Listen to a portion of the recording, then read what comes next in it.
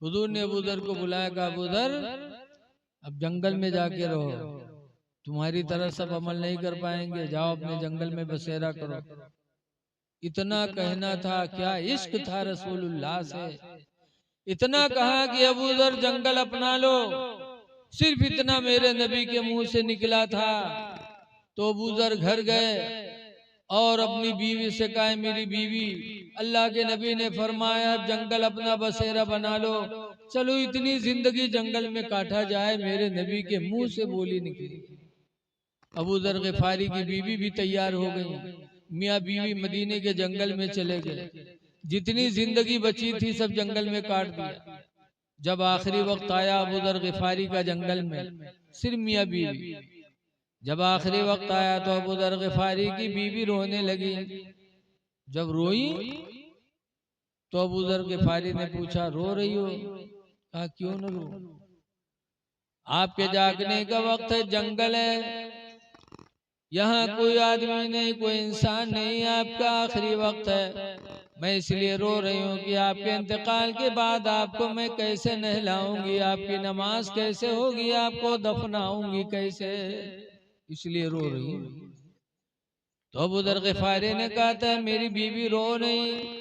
नबी करीम के महफिल में एक दिन बैठा था तो सरकार ने फरमाया था कि मेरे सहाबियों में एक सहाबी ऐसा होगा जिसे जंगल में तन्हाई में मौत आएगी और उसकी तजहीद व तकफीन के लिए घोड़सवारों की नूरानी जमात आएगी।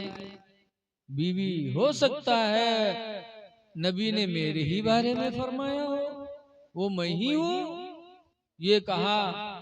और थोड़ी देर बाद अबू दर गिफारी का इंतकाल हो गया।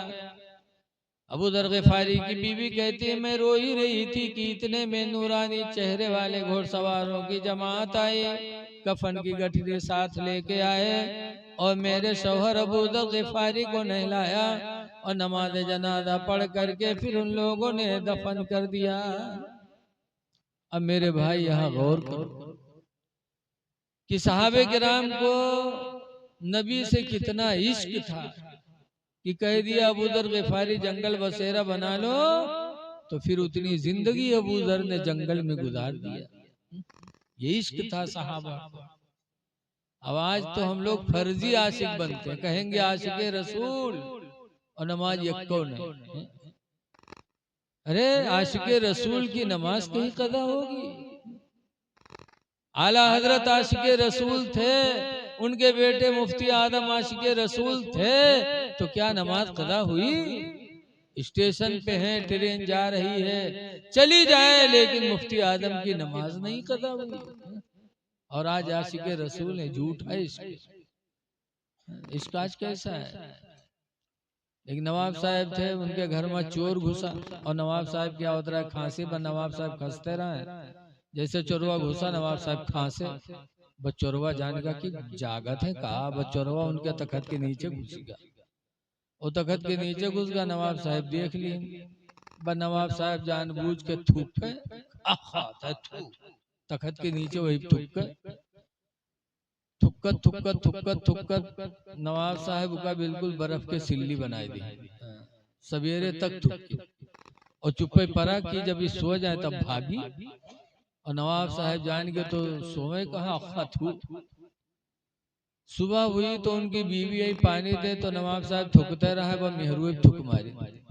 जब मेहरू थुक मारे तो मेहरीवा बरबरान के अंधे हो गए, नहीं दिखाते तुम आदमी थुक्कत हो। तो नवाब साहब कहें बड़े अफसोस की बात है, तू मेरी जिंदगी की साथी, एक थूक नहीं बर्दाश्त कर पाई, और आज मेरा एक रात का साथी और पूरी रात मेरा थूक बर्दाश्त करता रहा। वह चोरवा निकल के भाग, कहा था अल्लाह का शुक्र है आया था काला बन के जा रहा हूँ सफेद बन के। इश्क है, इश्क जिससे होती है फिर उसके अंदर उसे कमी नजर नहीं आती।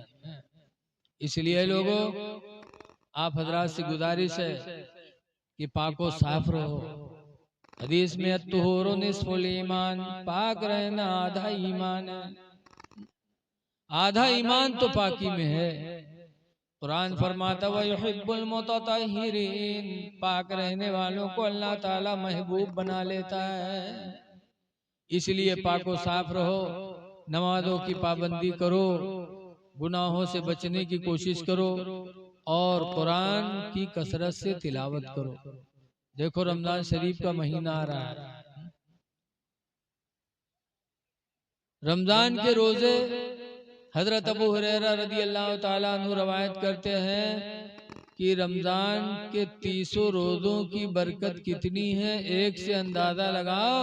जो मुसलमान खुशदिली से रोजा रखता है तो रमजान के एक रोजे की बरकत से अल्लाह उसको जहन्नम से इतना दूर कर देता, इतना दूर कर देता, जितने की कोई कौवा का बच्चा पैदा हो और पैदा होने के बाद उड़ने लगे और उड़ते उड़ते वो कौवा का बच्चा बूढ़ा हो जाए, इतनी मुद्दत में जितनी दूर तक वो उड़ जाएगा, रमजान के एक रोजे की बरकत से अल्लाह ताला मुसलमान को जहन्नम से उतना ही दूर फरमा देगा। इसलिए रमजान की कद्र करो, खुशियां मनाओ कि रमजान का महीना आ रहा है। नबी फरमाते हैं कि मुसलमान रमजान के आने से खुश होता है और रमजान के जाने पर गमगीन होता है।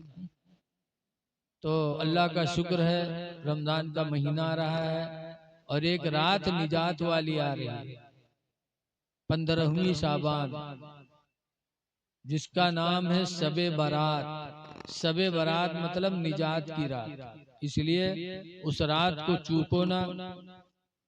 और हजरत हमजा वैसे करनी रदी अल्लाह ताला अन्हु की जिंदगी को नजरों के सामने रखो कि हुजूर का जमाना पाया था लेकिन हुजूर की जियारत नहीं कर पाया। मोहब्बत बेपनाह थी, लेकिन एक माँ थी, वो माँ बूढ़ी थी।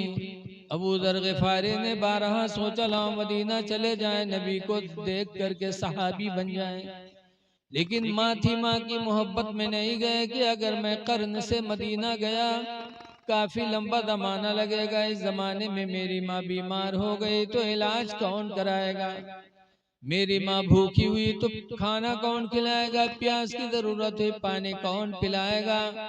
तो हजरत हमजा वैसे करनी माँ की मोहब्बत में कर्न से मदीना नहीं गए, लेकिन मोहब्बत रसूल देखो कि जब हुजूर का वे साल होने लगा मदीने पाक में, सहाबा मौजूद थे, तो उस वक्त हुजूर ने वो ऐसे करनी की याद फरमाई, इरशाद फरमाया, लोगो इन्ना रजुलन खैरुम मिनत ताबिईन, बेशक एक आदमी ताबिईन में सबसे बेहतर है, युकालु लहू उवैस, जिसको दुनिया वैसे करनी कहती है, वकाना बिही बियादुन, और उसको सफेद दाग था, वलाकिन यशफअहुल्लाहु बिखिदमत उम्मी, लेकिन माँ की खिदमत की बरकत से अल्लाह ने उसे शिफा अता फरमा दिया।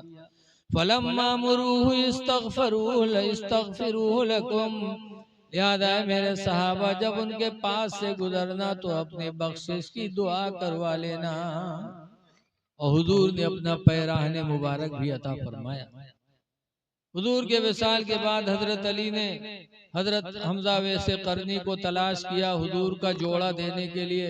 लिखा है कि 10 साल के बाद मुलाकात हुई तो हजरत अली ने पैराहन सरकार का दिया, सरकार का सलाम भी पहुंचाया। उसके बाद पूछा, हमजा वैसे करनी एक बात बताओ कि हम लोग जिंदगी भर नबी के साथ रहे, आखिरी वक्त रसूलुल्लाह ने किसी को अपना जोड़ा नहीं दिया पैराहन, और आपको आखिरी वक्त पैराहन अता फरमाया, वो कौन सी नेकी आपके अंदर है। तो वैसे करनी रो पड़े थे, कहा था मेरे पास कौन नेकी है, मैं तो इतना बदनसीब निकला कि माँ की मोहब्बत में नबी की जियारत भी नहीं कर सका, माँ की खिदमत की वजह से नबी की जियारत से महरूम रहा। तो हजरत अली ने कहा था, वैस खुदा की कसम तुम्हारी माँ की खिदमत वाली नेकी ही है जिसने तुमको इतने उरूज पर पहुंचा दिया कि आखिरी वक्त मेरे नबी ने फरमाया है कि जब उनके पास पहुंचना तो बख्शिश की दुआ करवा लेना। लिहाजा तुम हम सब के लिए दुआ करो। पता चला कि माँ की खिदमत, बाप की खिदमत इंसान को कामयाबी की मंजिलें अता करती है। लिहाजा ये लोगों, माँ बाप जिंदा हो तो उनकी खिदमत करो और दुनिया से चले जाए तो उनके लिए दुआए मगफिरत करो। दुआ है कि अल्लाह तबारक व तआला इस महफिल को हमारे हाफिज ज़ैनुल आबिदीन सल्लल्लाहु की वालदा मरहुमा की बख्शिश का जरिया बना दे और अल्लाह उन्हें करवट करवट जन्नत अता फरमा दे। अस्सलामु अलैकुम व रहमतुल्लाहि व बरकातुहू।